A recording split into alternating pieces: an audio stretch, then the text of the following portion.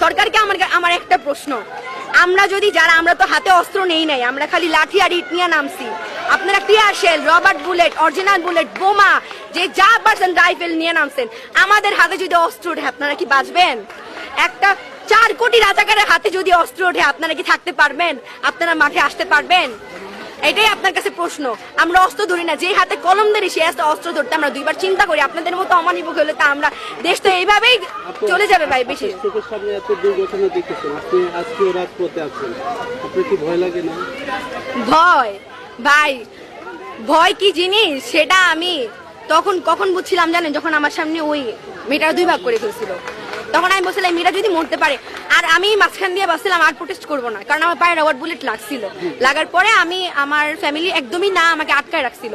তারপর যখন এই মেয়েটা মারা গেল আমি আর ঘরে থাকতেই পারি নাই, যে কেন ঘরে থাকবো ভাই।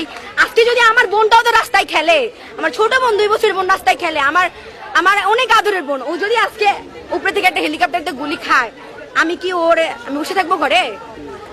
অবশ্যই ওকে মারার আগে আমাকে নামতে হবে যাতে ও বেঁচে থাকে। আম্মুকে বলে আসছে, আম্মু আজকে যদি আমি না ফিরি তাহলে তুমি অবশ্যই আমার জন্য দোয়া করবা, যেন তোমার মেয়ে ততক্ষণ পর্যন্ত আমাকে না ওঠে রাস্তা থেকে, যতক্ষণ পর্যন্ত না আমার দেশটা স্বাধীন হয়, আমার দেশটা আবার নতুন করে। এটা কোনো স্বাধীন বাংলাদেশ না ভাই, যে দেশে শিক্ষককে